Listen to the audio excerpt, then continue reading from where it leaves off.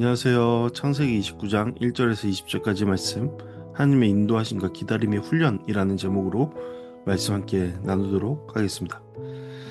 창세기 29장 1절에서 20절은 야곱이 하란에 도착하여서 라헬을 만나고 그녀를 위해 7년 동안 섬기기로 결단하는 장면을 그리고 있습니다.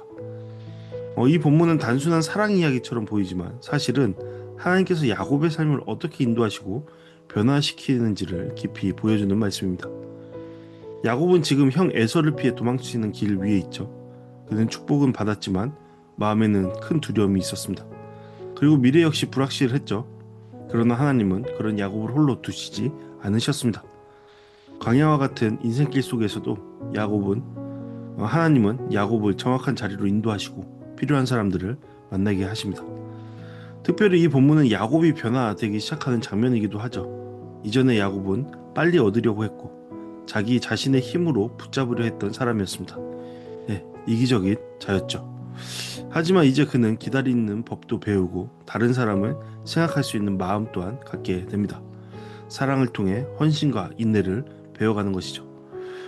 오늘 본문 전체에서는 하나님의 이러한 섬세한 인도하심과 한 사람을 천천히 빚어가시는 하나님의 손길을 보게 됩니다. 여러분, 사람들은 흔히 사람은 변하지 않는다라고 쉽게 단정하여 말하죠. 하지만 사람이 하나님의 손길 아래 있을 때 그 사람은 분명 변화되어 갑니다. 하나님께서 그를 빚으시고 하나님께서 원하시는 계획 가운데 그를 만들어 가시기 때문입니다. 이러한 내용 오늘 말씀을 통해 함께 살펴보시겠습니다. 야곱은 하란을 향해 길을 떠납니다. 오늘 말씀은 그가 동방 사람의 땅에 이르렀다라고 말합니다. 야곱에게 이러한 길은 단순한 여행이 아니라 익숙한 삶을 떠나 낯선 곳으로 향하는 불안한 여정이었습니다. 하지만 하나님께서는 이미 야곱보다 앞서서 일하고 계셨죠. 야곱은 들에서 우물을 발견하고 그 곁에 모여있는 목자들을 만나게 됩니다. 그리고 대화를 나누는 가운데 놀랍게도 그들이 외삼촌 라반을 알고 있다라는 사실을 알게 되죠. 더 놀라운 것은 그 순간 라헬이 양을 이끌고 등장한다라는 점입니다. 모든 일이 자연스럽게 이어지는 것처럼 보이지만 사실은 하나님께서 야곱의 걸음을 세밀하게 인도하고 계신 장면이다라고 우리는 생각할 수 있습니다. 우리의 삶에도 이러한 순간들이 있죠. 우리는 우연이라고 생각하지만 시간이 지나 돌아보면 하나님께서 이 길을 준비하고 계셨다라는 사실을 깨닫게 됩니다. 어떠한 만남도, 어떤 장소도, 어떤 타이밍도 하나님의 손길 밖에 있지 않다라는 것이죠. 야곱은 아직 완전히 하나님을 신뢰하는 사람은 아니었지만 하나님은 이미 신실하게 야곱을 붙들고 계신 것이었습니다. 라헬이 등장하자 분위기가 달라지죠.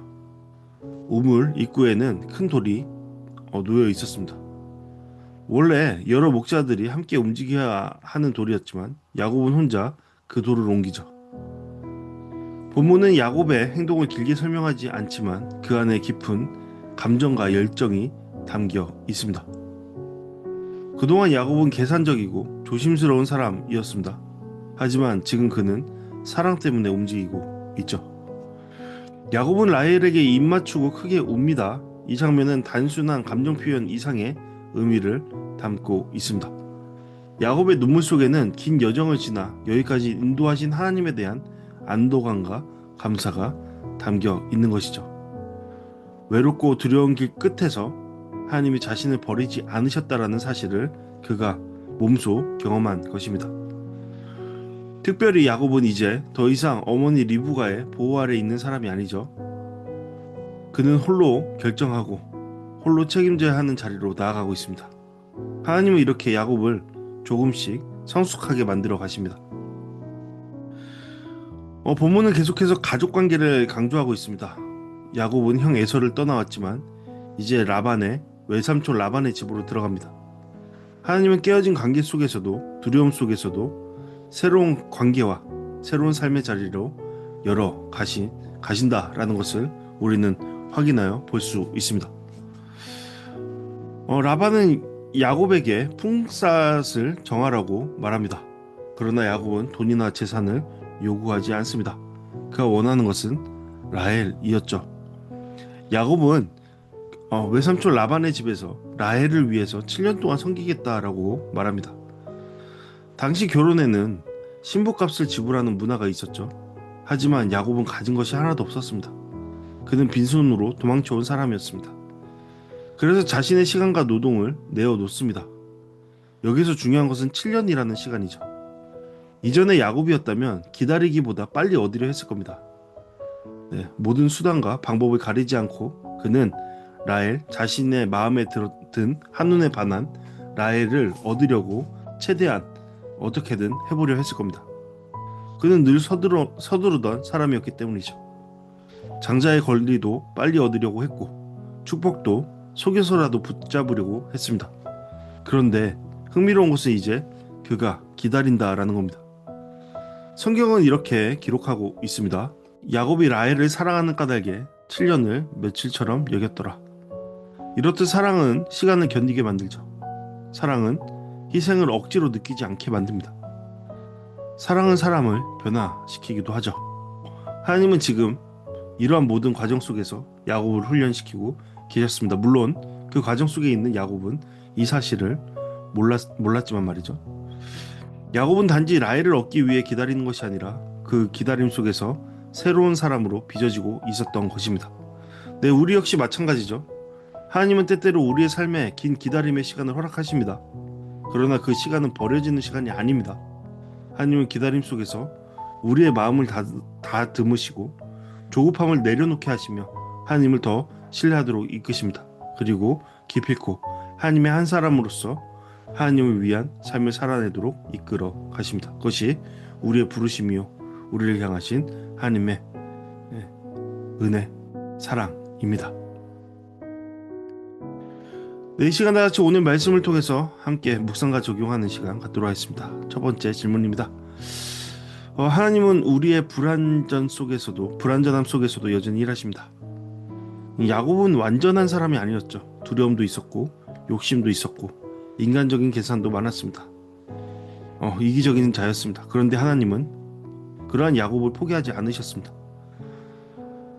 하나님은 우리의 연약함 때문에 떠나시는 분이 아니시다라는 것이죠. 오히려 그 연약함 속에서 우리를 붙들고 변화시키시는 분이시다라는 겁니다. 이것을 우리는 기억해야 할 겁니다. 그리고 여전히 함께 하시는 주님을 바라보며 우리의 시간을 올려드려야 할 겁니다. 두 번째로 하나님은 기다림 속에서 우리를 성장시키신다라는 것이죠. 우리는 빨리 응답받기를 원합니다. 하지만 하나님은 종종 기다림을 통해 우리를 빚어 가시죠. 기다림은 단순한 지연이 아니라 믿음의 훈련이다라는 것을 우리는 오늘 말씀을 통해 보게 됩니다. 야곱은 7년이라는 시간을 통해 사랑과 인내를 배우게 되었고 하나님은 그 시간을 통해 야곱의 내면 깊숙한 곳을 변화시키시고 계셨습니다. 그런 하나님이 우리와 함께 하시며 우리 또한 기다리게 하시고 그 기다림 속에 우리를 빚어 가십니다. 마지막으로 진짜 사랑은 헌신하게 만든다라는 겁니다. 야곱은 사랑 때문에 기꺼이 섬겼습니다. 그럴 만한 자가 아니었는데 사랑이 그를 찾아오자 그는 그렇게 했습니다. 억지가 아니라 사랑이 있었습니다.